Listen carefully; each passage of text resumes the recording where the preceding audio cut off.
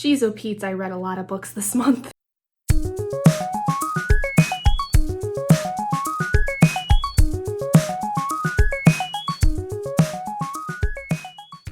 Hey, what's up you guys, the Curious Owl here, and today I am bringing you my October wrap-up. So October was a pretty successful month for me, not in terms of my physical TBR, but my general TBR that I have of like all the books I want to read, because pretty much this entire month has been me just listening to audiobooks for the most part. I did get through a few physical books, but because most of my workday is centered around working at a computer and not really talking to a lot of people, there's a lot of time to listen to audiobooks, and I listen to them on 1.5 speed, so it tends to get through them quite quickly. Like I can get through an 8 or 9 hour audiobook in like their day, which is really awesome. But holy crap, there's a lot that I went through. So let me get into the stats for this month. So this month I completed a total of 24 books with 1 DNF. So I didn't actually end up going through any of my arcs, because if you guys watched my coffee and ketchup video from this past month, you would know that I talked about the fact that I decided that I'm not going to go through any of the other arcs I have, because they're just not really that interesting to me anymore. Like I don't remember why I got them in the first place, and there's a lot of things I would much rather read. But for the books I finished this month, I ended up reading a total of 1,111 physical pages, which is so bizarre that I actually ended up getting that number. I listened to 155 hours and 35 minutes worth of audiobooks this month. That is by far the most I've ever listened to of audiobooks, because typically I would only listen to maybe 1 or 2, but because of how things are with work, I just can pound through like a bunch of books. Like I think I pretty much finished 1 audiobook almost per day. I read 3 books off of my physical TBR. I listened to 21 books off of Overdrive. And then like I said, 3 books were off of my personal shelf, and all 21 of the audiobooks were borrowed from Overdrive. So because there are so many audiobooks that I have read this month, some of them I can't quite remember everything, but I do remember like thinking of the title and remembering like what I felt with them. So I think for the purpose of this video, I'm just gonna go through the titles and the authors and give you guys the ratings, and if I can remember anything about the book, I'll let you know. But many of them, I will say this month, were James Patterson books, and many of them were thrillers. So some of them kind of run together, because a lot of James Patterson's books kind of follow a very similar formula, I would say, but some of them have very distinct differences. Just the first few of this month, from like the beginning of October that I read, are a little fuzzier than the ones I had read just recently. The first audiobook I completed this month was Murder Games by James Patterson and Howard Roughon. I gave this a 5 out of 5 stars. All I remember of it was just really feeling very, very true to what James Patterson has done with many of his other thrillers, is that it's heart-pounding, it is very twisty, and you know, some of the things that he does with the villains are just so bizarre and out of left field, but they work so well for the story, and this one was pretty intense from what I remember. The next book I ended up reading was A Wrinkle in Time by Madeline. This is a more children's based novel. I would say it's kind of more maybe middle grade. I never had read it before this point. I know that a lot of people had read this like in school, because certain classes would have you read it, but I had never read it. And I know that there was the movie that just came out, I think last year, that seemed to have done pretty well. But something I didn't know about this was that this is actually part of a quartet series. So there are 4 books in this Wrinkle in Time series, and from what I remember, I really enjoyed it. I gave it a 4 out of 5 stars. The only thing I didn't care for was I felt like everything was just a little confusing, because there's a lot of talk within this book about kind of physics-based stuff and space travel and things of that nature, which I had no idea about. Like I knew nothing about this book going into it. And some of the space stuff that was discussed, like the idea of travel and things like that, it was a little confusing, but that's because I'm not super well versed in any of that stuff, so I was a little lost at times. But the overall story was pretty good. I also felt like a lot of times the main character might have been a little bit too upset for how things are going. Like she kind of almost like would fly off the handle sometimes when it was kind of unnecessary, but it was pretty good. I liked it, and I would definitely like to read at least the next book, because I was interested enough in understanding the story to see kind of where it leads. The next book I read was Two from the Heart by James Patterson, Frank Constantini, Emily Raymond, and Ryan Sitz. This is a collection of 2 short stories, really. It's just a bind up of 2 short stories that was written by with James and a couple people per story. And both of these stories kind of focused on the idea of these main characters doing things that, you know, were for themselves, or, you know, they were doing things for themselves and it ended up, you know, benefiting other people. I can't really remember a lot of the first story, except that it was about a woman who had gone through a divorce.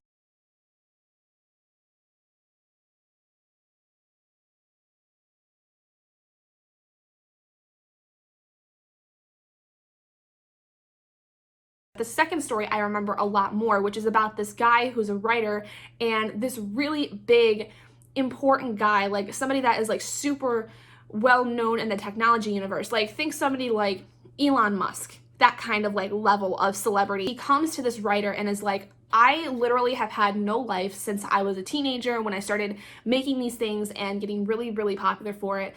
I've had no life, so I want you to write my life for me. So literally this whole thing is set up where this writer writes down what he thinks would happen to this guy, and I kid you not, his entire staff lays this out. Like, it is all written out for him, and they plan it, from the people that are involved to it to where he's placed and all this stuff.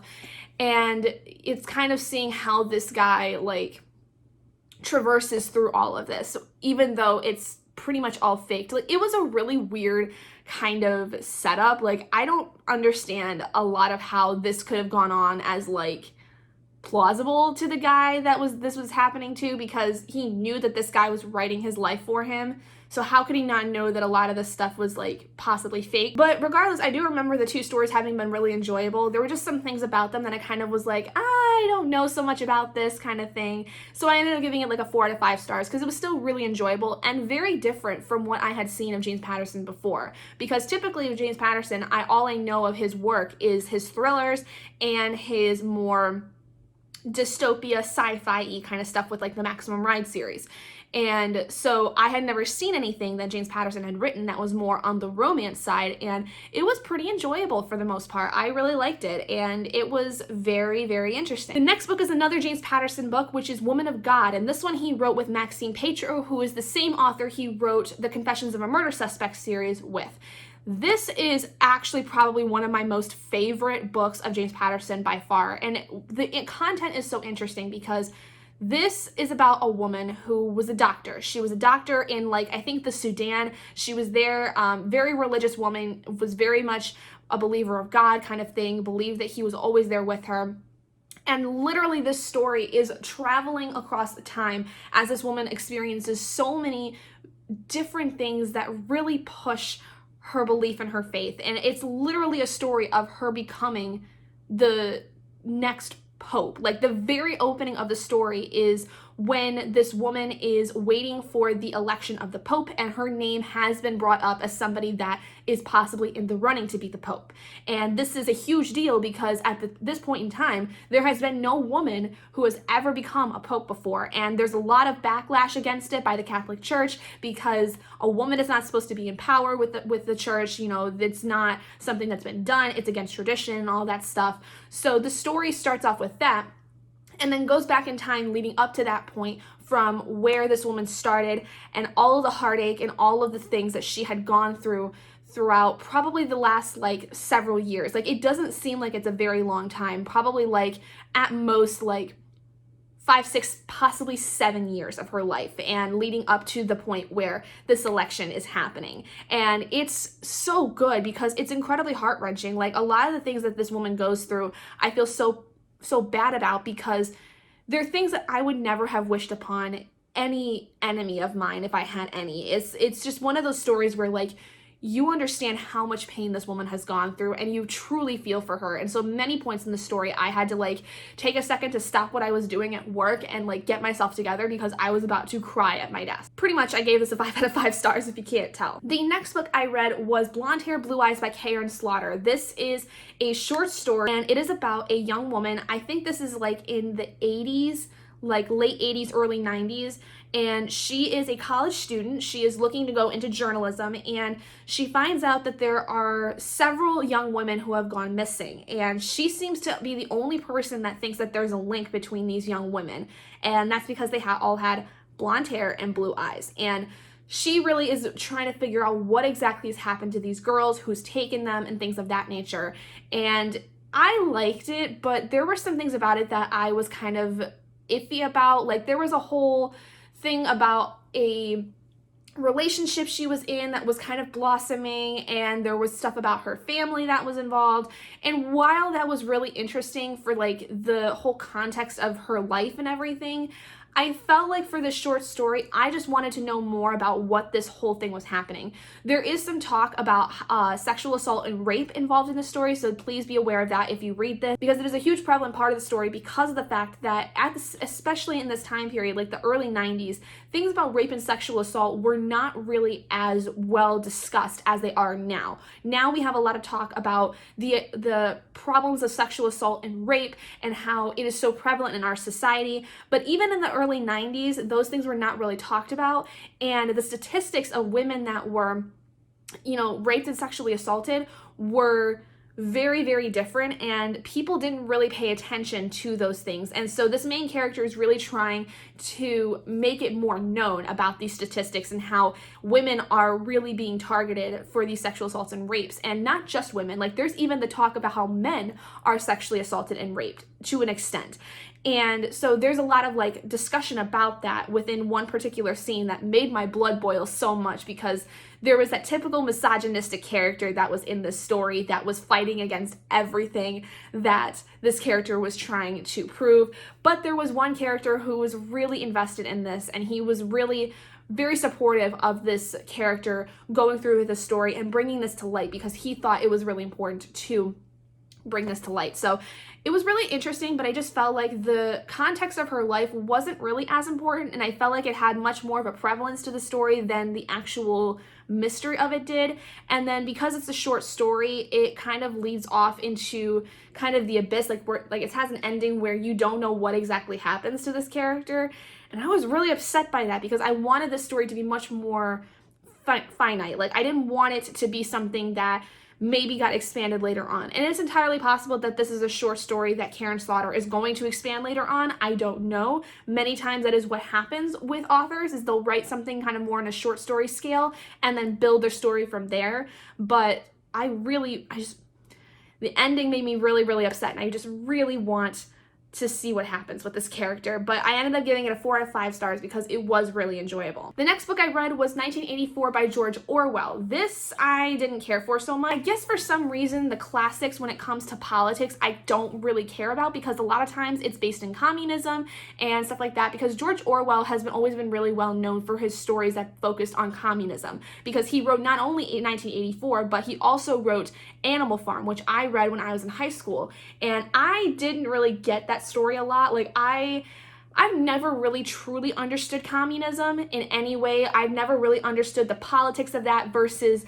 capitalism and socialism and all these things. So to be completely honest, this story was very confusing from beginning to end. The only thing I really understood from this story is that there was this guy named Winston Smith, who is essentially like part of the society that's very controlling. It's very much everyone kind of gets their own thing. It's supposed to be like equally spread, I guess, across all of the community, and something happens where he starts to be a part of this rebellion and all these things, and he meets this woman who is supposedly trying to be a part of this rebellion and all this stuff. Like, there was so much going on in this story, I couldn't follow any of it, so I don't really know what I can say about it, but there are parts that I could understand I liked. So I ended up giving it a 3 out of 5 stars, because I feel like this is one of those stories where I feel like I'd have to read the physical book to get a better grasp of the story. Like, I feel like I did such an injustice to the story by listening to the audiobook, because I think if I had read the physical book, things might have been a little easier for me to understand. The next thing I read was the essay We Should All Be Feminists by Chimamanda Ngozi Adichie A. I have no idea how to pronounce that, so I'm sorry that I butchered it. This is an essay about this woman basically discussing the idea of feminism, and especially how feminism was seen in, I think, Nigeria, which is where she was born and raised, and essentially a lot of her experiences with becoming a feminist and kind of what her definition of a feminist is. And it's really interesting because, you know, I like the idea of feminism to an extent. I've always been someone who's like, yeah, women should have like equal rights. We should have, you know, equal pay in the workplace and all these things. But I don't think that I align with the extreme feminists where they're burning bras and all that stuff and, you know, absolutely hate men. And I feel like this is what Chima was actually discussing, is more of the fact that you don't have to be that extreme. You can still, you know, enjoy, you know, being around men, and you can still do all these things and still be a feminist. And I feel like this is an essay that a lot of feminists in general should read, because it breaks down, I think, more of what I believe the feminist group is actually supposed to be about, which is about getting all these things equalized with the female and male counterparts of society, with equal pay, equal treatment, things of that nature, but not ultimately hating men for the fact that this is how things are. Like, it's not all of men's fault. It is just kind of the way that history has played out for ourselves, but we do not help ourselves by ultimately hating men, kind of thing. And I really like this essay a lot. It was very, very enlightening, and I feel like definitely expressed a lot of the things I feel about how feminism should be perceived and how we should be, you know, making steps towards having more of a feminist society as opposed to more of a patriarchal society. For the essay, I gave it a 5 out of 5 stars because I felt just very empowered by it, and it was just a really great essay that I think had a lot of great anecdotal stories with it, and just really, I think, hit a lot of points that are very important in the discussion of feminism. The next book I read was the short story The Curious Case of Benjamin Button by F. Scott Fitzgerald. This was my first F. Scott Fitzgerald story, and it was not what I thought it was. I think in the same sense that I feel like I did an injustice to 1984 by listening to the audiobook, I think I did an injustice to The Curious Case of Benjamin Button by listening to the audiobook. I feel like a lot of the classics I'm gonna have to be able to read physically because they're so very different in the way that they're written and the way that they're perceived through audio. Like, audiobook I don't feel like does a really good justice to classic literature. So this one I gave like a 3 out of 5 stars to, and it was good out because I liked the idea of the story. There were some points that I really liked, but ultimately I was just about as confused with this one as I was with 1984. The most I can really tell you is that, as many people know of the story, this is about a person named Benjamin Button, who essentially, from the time he's born an old man. Like, he has the speech capability and the body essentially of an old man. And as he grows up, he actually starts to age down. As he gets older, he actually starts to look younger and younger and younger. And it's an interesting story, and I feel like I don't understand the grasp of that. I feel like the end of the story made a lot more sense in the kind of themes that it was discussing, but I feel like I would have gotten that a lot better had I read the physical book. The next book I read was A Spark of Light by Jodi Picoult. This was also my first Jodi Picoult book, and I really liked it. There were a lot of things about this book that I really enjoyed, and it is one of those books where I felt very enlightened by, because it is a both-sided discussion on the idea of abortion. Jodi Picoult wrote this story kind of after having researched a lot about abortion on both sides, like the idea of it, how people perceive it on both the pro-life and pro-choice side. This story, though, I felt really enlightened me in a lot of ways about how there are extremes to both sides. There are major extremes to both the pro-choice and pro-life side, and this is a story that really shows those extremes, because this is a story about how at a health center for women that does do abortions but does other things, there is a man who is pro-life that comes into the health clinic and starts killing everybody. Like, he starts shooting doctors and nurses and people that are there for abortions and stuff, because he believes that they are monsters there to want to kill their unborn children. The story is split up between many different perspectives because you have people that are on the pro-life side, you have people that are on the pro-choice side, you have people that are getting abortions, you have people who have had abortions, you have a young teenage girl who is looking to get birth control, just in general. She's not pregnant, she's not having an abortion, she's just looking to get birth control. And you also have the perspective of her father, who is a cop, who is trying to handle this hostage situation. And there are so many different perspectives within the story that it got a little confusing at times. Like, one of the things I have a hard time with is when you have multiple perspectives, there has to be a clear transition between the characters, like whether that's placing a name at the beginning of a chapter or indicating the name of the character that this perspective is turned into, like at the very beginning of the section. And I feel like that's always just been a hard thing for me to like get past, is when authors don't do that, because I feel like it just makes the story a little more confusing when you transition between so many characters. Overall though, I really enjoyed it. I feel like it was one of those stories where whether you're pro-choice or pro-life, you will find some enjoyment of the story. I will say I feel like it falls more on the pro-choice side than the pro-life. So for Spark of Light, I ended up giving it a 4 out of 5 stars. The next book I ended up finishing was The Identicals by Elin Hilderbrand. This is my first Elin Hilderbrand book, and I'm actually really excited that I read one that I really enjoyed, because now I kind of want to read more of her stuff, and I'm actually realizing I'm liking a lot more of the adult fiction stuff, like more, not necessarily romance, but more kind of adult, I don't know what you would call it, contemporary fiction, I guess, in a way. This is about two sisters who are identical twins, and unfortunately, for some unknown reason, they had split off years ago. One lives on the island of Nantucket, and one lives on the island of Martha's Vineyard, which are both islands off the coast of the east coast of the United States. This is a story essentially about how their father dies, and they're basically brought back together for the first time in about 15 years, and a lot of things ensue from that, because one sister, who had spent basically her entire life taking care of her father after their parents had divorced, is kind of in a spot where she doesn't know where her life is going. She kind of feels like everything is falling apart, and she's having an affair with a married man, and there's all these things that are happening to her that she doesn't know what to do with. Then the other sister is living kind of more of a better life. She essentially had gone with the mother in the divorce, and unfortunately though had suffered a lot of like harsh criticism growing up. Like, their mother was very particular of how she wanted things, and so this sister ended up taking on a lot of her mother's qualities, where she's very particular, she's very controlling of a lot of things. And basically the story is about bringing these two sisters back together and kind of the chaos that ensues from there, because there's a lot of things that happen between these two sisters, and essentially bringing up the truth about what exactly had happened to break these sisters apart 15 years ago. It is a really interesting story because the two sisters are so vastly different. They're basically identical twins, but they have completely fraternal personalities. And I really like that, because I like seeing the differences between characters, especially if they are sisters, because my sister and I are very different. My sister is about 2.5 years younger than I am, and we look very similar because we are sisters, but we are very different in our personalities.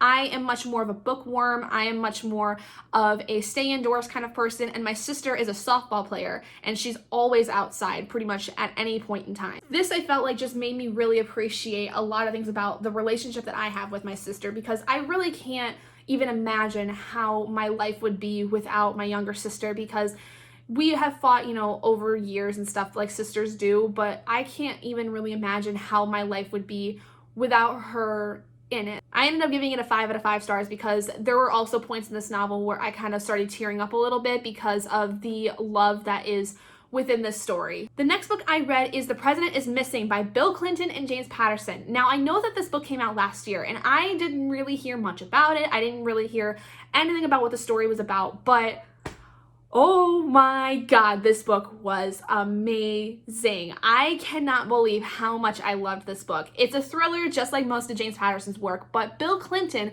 former President Bill Clinton, actually helped James Patterson work with this story, because it is about a president who essentially is thought to have gone missing, and there is this possible cyber terrorist plot going on that he has to try to solve with a bunch of people, and you literally have no idea what is going to happen. Like, I was really scared a lot of the times in this book because I didn't know what was going to happen. I didn't know exactly what was in store for the president. I didn't know what was going to be happening. There was a perspective of a assassin involved with this. There was the perspective of the ultimate bad guy in the story, and other perspectives sprinkled in here and there that made sense to the story for context purposes. But the main protagonist of the story was the President of the United States in this book, and it was just beyond all expectations I had. Like, I didn't even really have many expectations into this going in because I didn't know anything about what the story was about, but like, it was fantastic. Like, if you like James Patterson thrillers, this is definitely one for you because it's got a lot of the same like thriller aspects, but this one with the political intrigue and the political kind of ideas that Bill Clinton had brought into the story with how things might have happened having been president, like things that might actually have happened within like the White House and Congress and all that stuff, was really interesting because it really shows how corrupt this government can possibly be. The next book I tried to read but ended up actually DNFing was Me Before You by Jojo Moyes. I kind of was not really interested in this story. I would say probably about halfway through I just lost complete interest because I don't really quite know. I feel like I just didn't like the main character that much. I felt like she was really just kind of annoying. This story, if you don't know anything really about it, is about a woman who ends up becoming the caretaker of a man who was in a really horrific accident a couple of years prior, and he is a quadriplegic, which means everything essentially from his chest down, including his arms and legs, are not able to work anymore. Essentially, he was paralyzed from, I think they said, the chest down. I don't know, I feel like the main character just was kind of too aloof for this kind of a story. I felt like she really didn't understand that, she is an important person in this person's life. Like, she's supposed to be there for a reason, to kind of try to keep them around for at least a little bit longer. And I don't know, I kind of just something about it didn't really settle well with me, and I kind of got bored partway through, so I didn't end up finishing it, and I don't think I want to read any more of it. The next book I ended up completing was The Pearl by John Steinbeck. Again, another classic I feel like I did a lot of injustice to by listening to the audiobook. It is about a family known for like shucking oysters and stuff like that, and they find little pearls that are in the oysters, which is pretty normal. Many oysters have small pearls that are able to be sold and all this stuff. But this family ends up finding a pearl that is probably, I would say, like this big. Like, it's a really big sized pearl.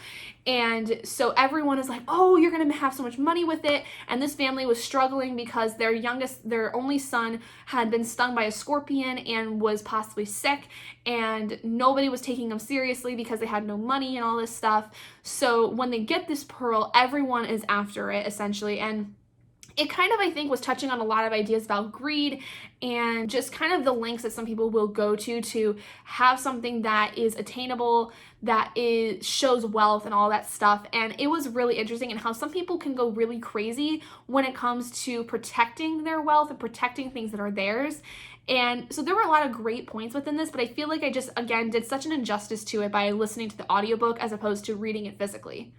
I ended up giving it a 3 out of 5 stars though, because there were some really strong points in the story where I was either truly terrified or I was like, this is actually really interesting things to point out about how our society works, because we live in a very capitalist society that is very much mine, and I need to show how much wealth I have, all the stuff I have and all this stuff. So it was touched on some really important things that I think, especially John Steinbeck, was really noticing in his time period that I think still translate pretty well to how things are today. The next book I read was The Girl in 6E by A.R. Torre. Now, I was uncomfortable, to say the least, with a lot of this book, because if you don't know anything about it, it is an adult thriller that is about a cam girl. I'm okay with like sex scenes and all that stuff, but this, for the majority of the story, was nothing but this girl explaining how her cam sessions would go, where she'd be using toys and stuff like that, and how she would talk to the people who were watching her. And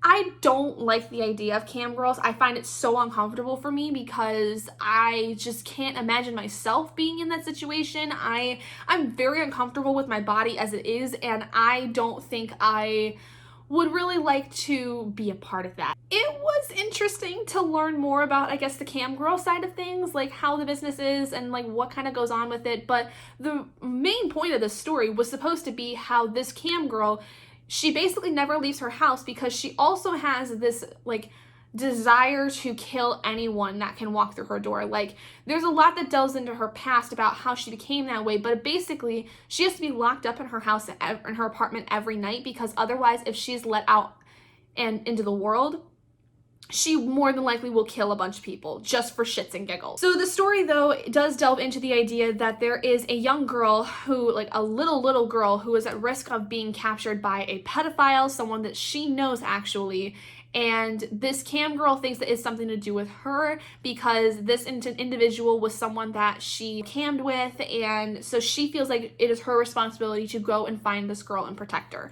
So there's like a lot of different things going on with the story. There's also a possible romance with this guy who is like, who delivers her mail and delivers her packages, and I just found that there were so many things going on in this story and I didn't really like it. I kind of felt like the things I would have been more interested in was more on the side of how she went to go find the little girl, maybe less on the camming side. Like, there were so many scenes of that I was very uncomfortable. Less on the romantic side. Like, I would have preferred if there was no romance in this story. I felt like it was very unnecessary, and I would have liked to know more about this girl's past. Apparently, though, this is the first book in a series or maybe a duology, and so I'm interested to see, though, at least how that continues, because the ending of the story didn't seem like it had much to go off of. I ended up giving it a 3 out of 5 stars because at the very least it was pretty enticing through the rest of the story. I was propelled to go through it and finish it, and I liked it to an extent, but there were some things I'm kind of like, eee, like I don't know how much I like that kind of thing. The next book I ended up finishing was The Dragon Republic by R.F. Kuang, the second book in the Poppy War trilogy.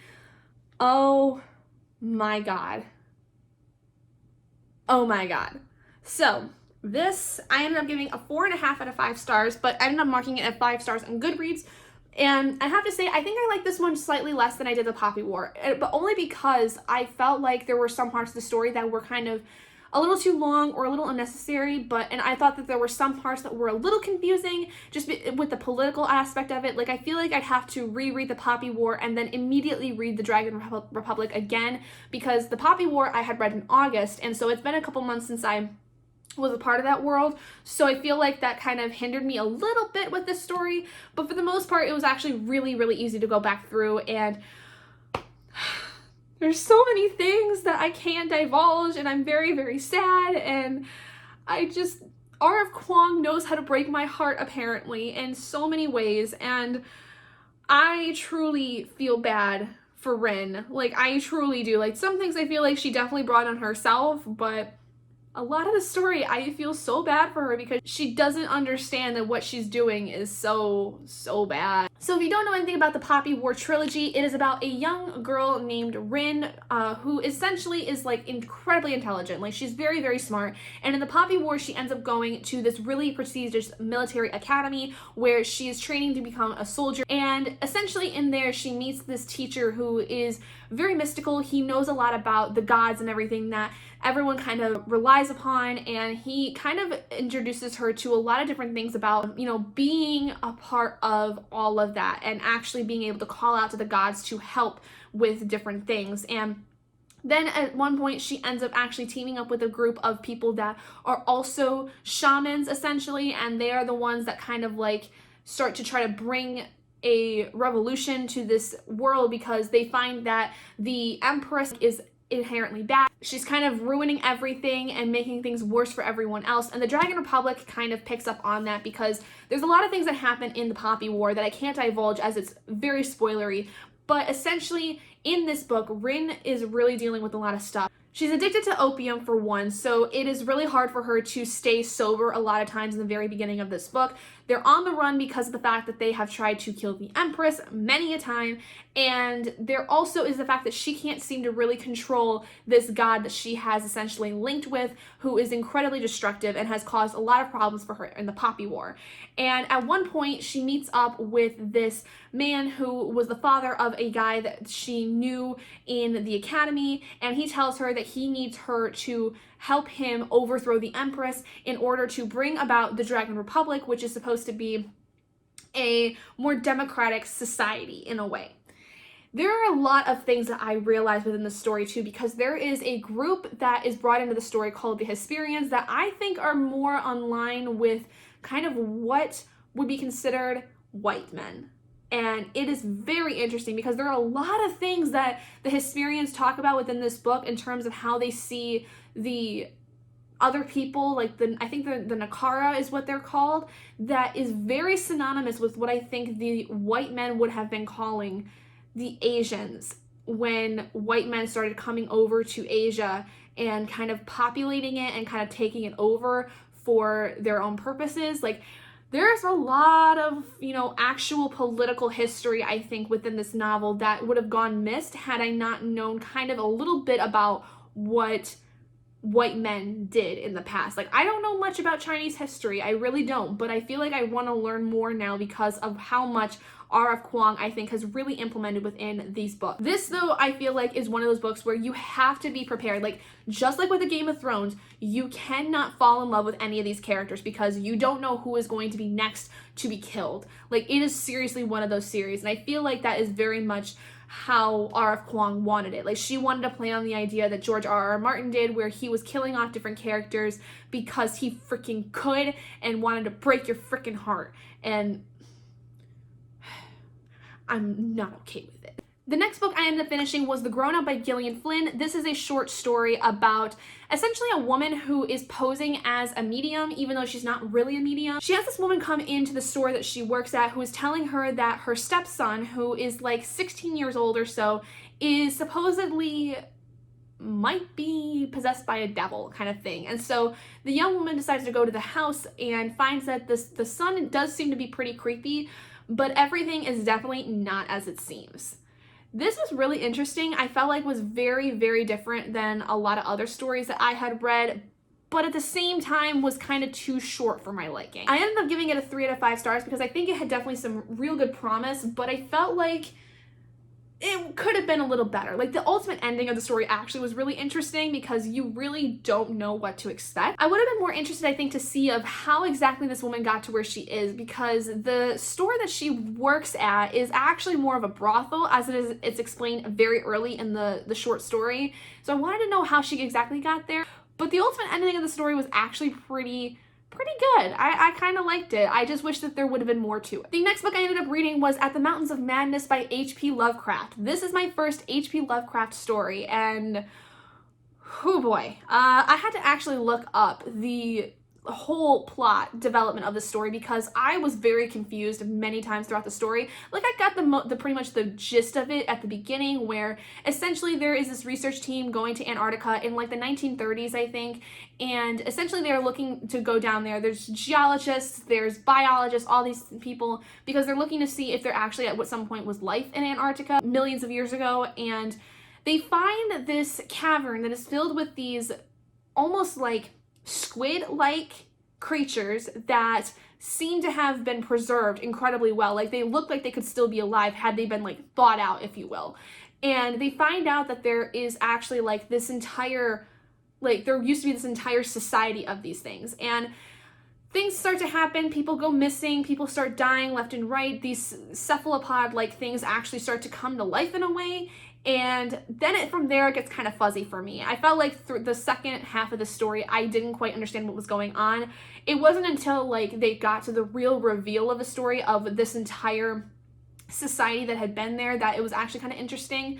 But again, I feel like this was one of those stories where I would have been better off having read the physical book, because there were some, especially when they had this big reveal of the society, that I think would have been translated a lot better to me had I read the physical book, because there was a lot of history that was involved with this, because Obviously, with H.P. Lovecraft, this is going to go into things like Cthulhu and all these things because he was really well known for that. So I would think I would have had a better time understanding the story had I read the physical book, and that way I would have gotten a better grasp of what the entire history of this society was and how Cthulhu was involved and all these different things.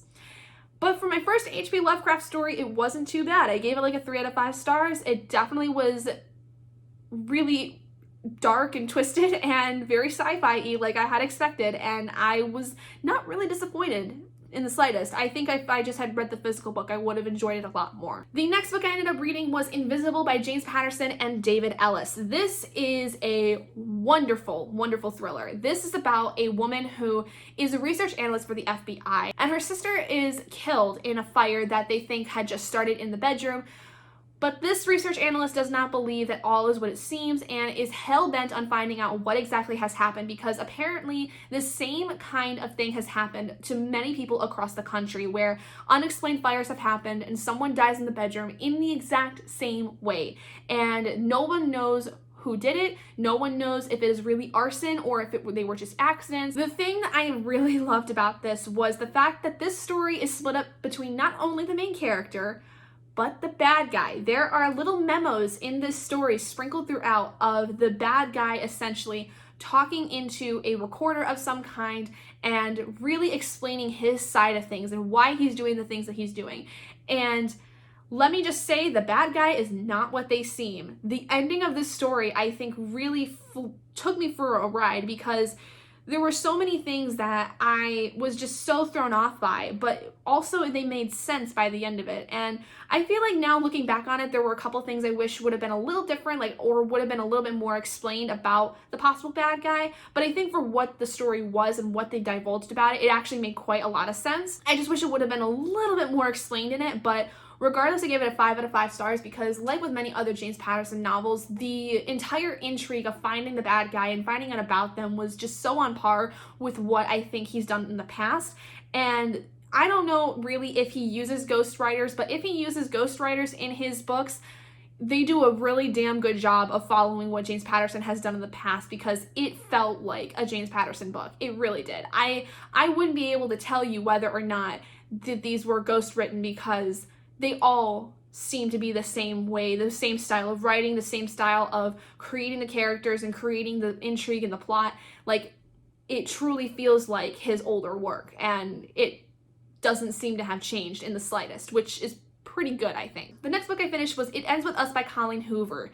This was my first Colleen Hoover book, and to be completely honest, it really was a hard time for me. I, about halfway through this book, wasn't sure if I wanted to continue with it because I wasn't necessarily bored by it, but I was afraid of what was going to happen. Like, I seriously was so afraid of what was to happen with this book because I didn't know if I could handle the content for any reason. There is a major trigger warning with this for domestic violence, because this is about a woman who falls in love with this man, and she also finds out about kind of his dark past and things of that nature. And then ultimately throughout the story, she also meets up with an old flame of hers from when she was a teenager, and things kind of start to go weird from there. And it talks a lot about things like abuse, because her parents were in a domestic abusive relationship. Her mother was beaten by her father, who was a pretty prominent individual in the hometown that she lived in. Like, he was the mayor, I think, and she had to live with the secret of her father being an abusive asshole for her entire life. And so there's a lot of talk about that, and especially kind of how it's about a cycle. It's how the abusive cycle really kind of is. And unfortunately, this young woman just kind of has to deal with that in a lot of different ways. And it's so good though. Like, I've always heard that Colleen Hoover kind of never really wrote abusive relationships well. Like, she always made the abusive guy seem too nice and always made him seem to be better, and always kind of like wrote these guys as like, you know, the most important thing in a person's life, and that abuse should be fine and everything in a relationship if you truly loved them. But I didn't see any of that. I feel like a lot of people have kind of given Colleen Hoover like a bad rep. Now, that is entirely possible because I've only read one book, so I need to read more of her work to see if that's a true theme, but I did not see that in this book. And Colleen actually, in the back of this, at the end of the story, actually talks about how she wrote this, which was actually based on her own experience of living in a household that had an abusive father. And thankfully, her mother actually had gotten out of that situation very, very quickly, but not without struggle. And it was very enlightening to see how Colleen essentially took the story of her parents and transformed it into this story, because it was heart-wrenching, it was beautiful, it was, just everything about it from beginning to end. All of the characters involved, the entire relationship blossoming and faltering, and the relationship that she describes about with the old flame in the diary in a set of diary entries from the past. Like, everything about this story was just so well crafted. Like, you can tell that this was something that had been worked on for a very long time and had been given the love and care it needed to really make this story what it is. Like, I really had a hard time with it though halfway through, because I was really waiting for the other shoe to drop for a long time. Like, I was waiting for the things to happen that I knew were going to happen, which was something was going to be really bad.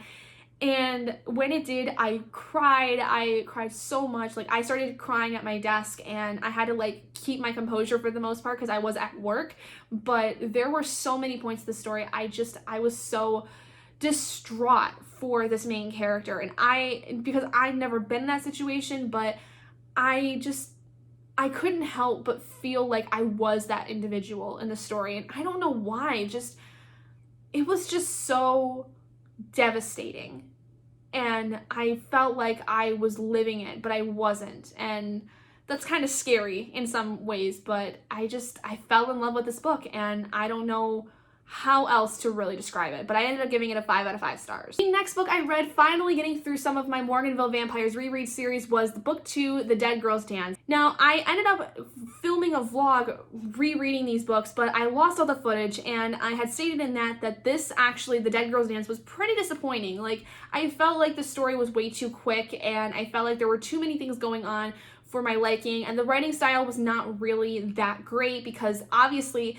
these books were written in like the mid 2000s, like 2005 I think was when the first book, Glass Houses, was released, and so the writing style does not age very well for these books at this point in time. It was overall still pretty enjoyable. Like, I could get through the story. There were a lot of things that I remember slowly as I was getting through the story that were being brought up. Like, certain characters I had forgotten about were brought up that I was like, oh my gosh, I can't believe I forgot about this character, and those things. And certain plot points were brought up that I forgot about that were really interesting, but I just felt like The Dead Girls Dance was definitely not on par with what I had remembered, and I just was a little disappointed with how the whole thing kind of went. The next book I ended up reading was Truth or Die by James Patterson and Howard Roughon. This is the same duo that wrote Murder Games, which was the first book I read at the beginning of this month, and this one was really interesting because I think it had a whole different look on the whole thing, because many of James Patterson's books focus on a detective or a police officer that is going through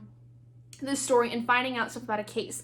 But this one was focused on a lawyer whose girlfriend was shot and killed in the middle of New York City, and she was a journalist for the Times, like a really prominent journalist, and supposedly was going to meet a source for this really important story that was going to be published soon.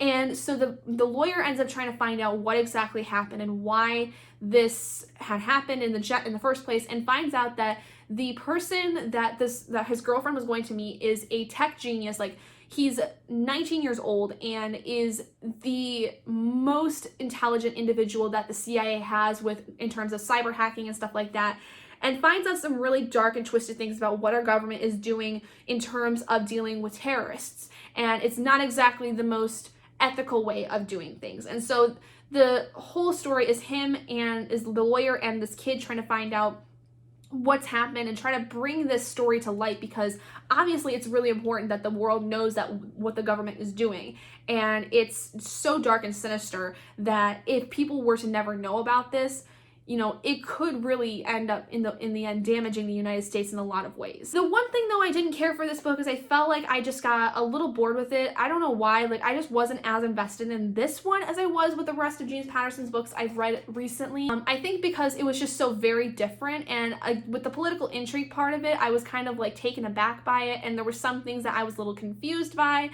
But, you know, still it was really enjoyable. I got through the whole thing, and I did really like the idea though of changing up the protagonist from being like a cop or a detective to a lawyer. I gave it a 3 out of 5 stars, so it wasn't too bad. The next book I ended up reading was my next Morganville Vampires reread, which was book 3, Midnight Alley. Now, this one fared a lot better than I think in general than the Dead Girls Dance did. I still gave this one a 3 out of 5 stars because it still wasn't quite there for what I had wanted for the series, but there were so many things about this one in particular that were just interesting because there were a lot of things I forgot about this. Like, first off, there's a character in this series named Mirnan that I thought came in book 4, but he actually comes in Midnight Alley, book 3. So there were a lot of things that I thought were really interesting. I just wish that there was a lot more dealing with him because I felt like there was so much of the story that was kind of hindering a lot of what is supposed to happen later on. I don't really quite know how to explain it because without spoiling a lot of stuff, but essentially Claire ends up becoming like the founder's pet, and she ends up like really being involved with something that she never should have been involved with in the first place, which is essentially trying to make this cure for a sickness that is going through these vampires. And the vampire she works with, Mirnan, is incredibly sick. Like, he is like on the verge of being a madman, and it's incredibly dangerous and all these things. And it's just very bizarre because I wish that there would have been more discussed about what exactly she's learning. Like, there's a whole scene of like her learning literally everything in the span of like 5 minutes. And I wish that there was more of that, but I feel like that's stuff that happens later on in the story because I do remember that there was a lot of stuff that she does with Mirnan over the course of the series, but for some reason I felt like it was kind of lacking in this one, and I don't know why. I don't know, it kind of just left me a little less than happy with what I was expecting, but I will say the writing style actually improved a lot between books 2 and 3. It's definitely starting to go on an upswing in terms of the writing style, but I'm kind of disappointed that one was not really as strong as I thought it would be. Okay, we have 3 books left, so bear with me. I know this has been a really long video, but we're almost done. The next book I ended up reading was Never Never by James Patterson and Candace Fox. This is the first book in, I think, the Harriet Blue series, and it was interesting. Like, it was placed in Australia, which I never had seen before with James Patterson's work, and was very, very well narrated. This is about a woman who finds out that her brother is on trial. He's been arrested for and is going on trial for the supposed rape and murder of like 3 different women and supposed rape of a couple other women also. And so in order to keep her away from the case, her chief ends up sending her out to what's called the Never Never, which is kind of like the outback basically. It's like a really remote area of Australia, and that way she's completely isolated from this entire thing. And there's a case going on there where several people that have been working in this mine have actually gone missing, and no one knows what's gone on. And it turns out that there is more than meets the eye when it comes to this mine, because there is a serial killer that's on the loose. And so you see things from both the serial killer's perspective and the detective's perspective. And the one thing though I didn't care so much about this story is I felt like there was a romance involved I didn't care for, that wasn't really necessary.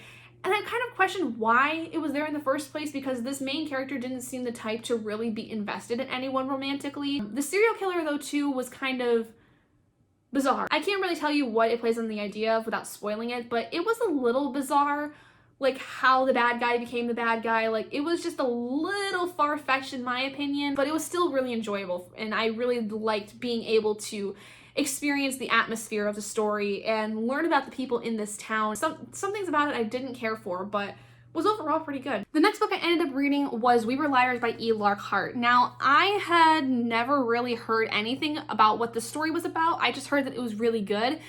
This was a book that I was really surprised by. Like, I think cried again at my desk with this one, because the ending of this book was so very traumatizing in a lot of ways. This is a story about a young woman who's like on the verge of 18, I think, and throughout her life, every summer, she would go with her family to this island that is like near Nantucket, I think. She would end up being there for like the whole summer with her grandfather and all her cousins and aunts and uncles and her parents.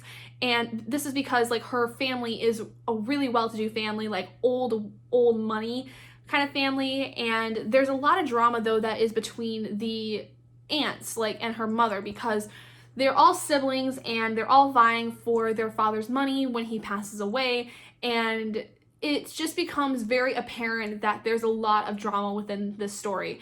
And the story kind of begins when this girl's 18 and she's very sick because apparently a few years before she was in some big accident that she doesn't really remember.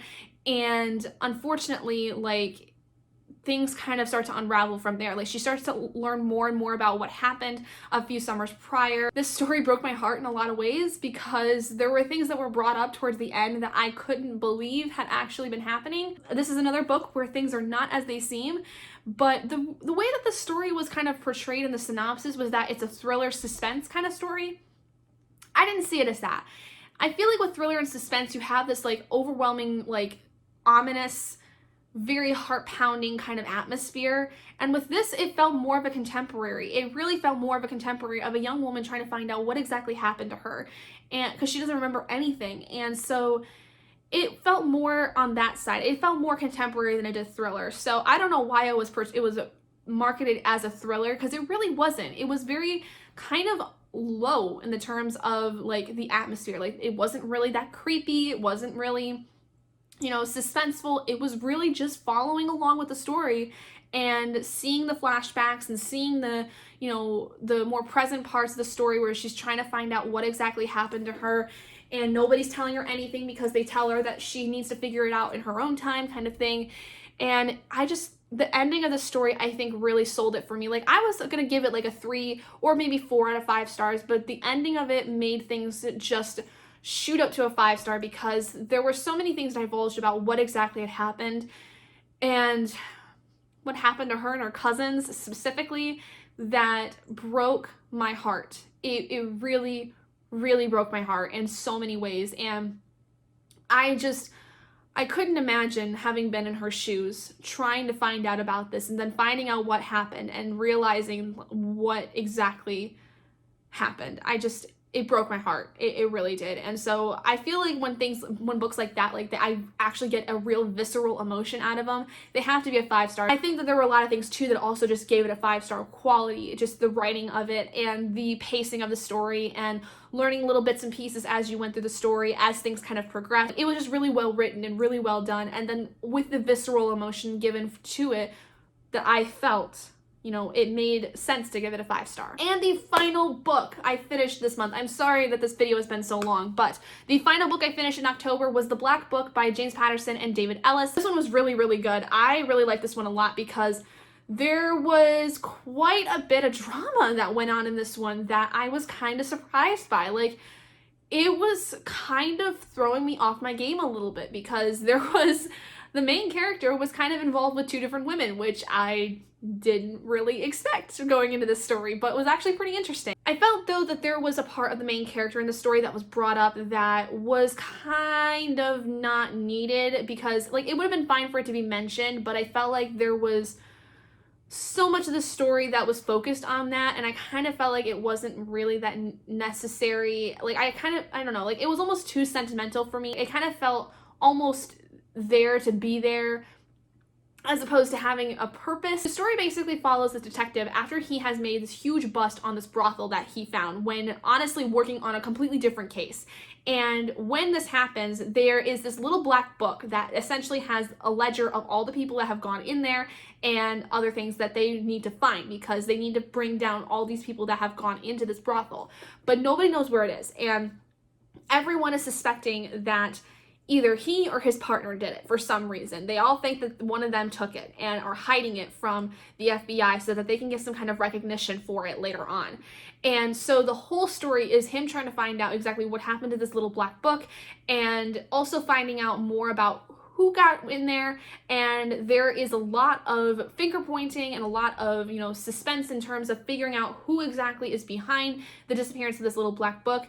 And honestly, like, the ending was very shocking, but I ended up giving it a 4 out of 5 stars. I really enjoyed it. I think that this is just a standalone though, so there's not really much else of this story, but I really liked it for what it was. And I think the ending definitely did justice for this main character and helped to explain a lot of things about what exactly goes on in our politics and how corrupt it can really be. So without further ado, that is finally the end of all the books I read in October. Yeah, so 24 books I completed, 1 I DNF'd.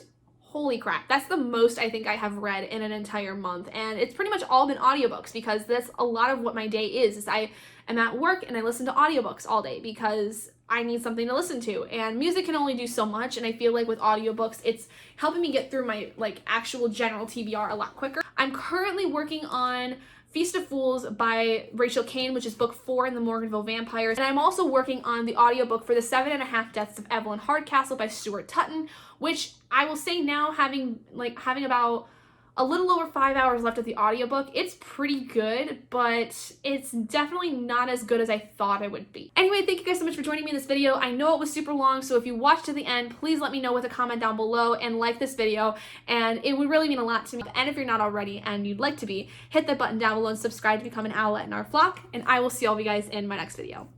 Bye, guys!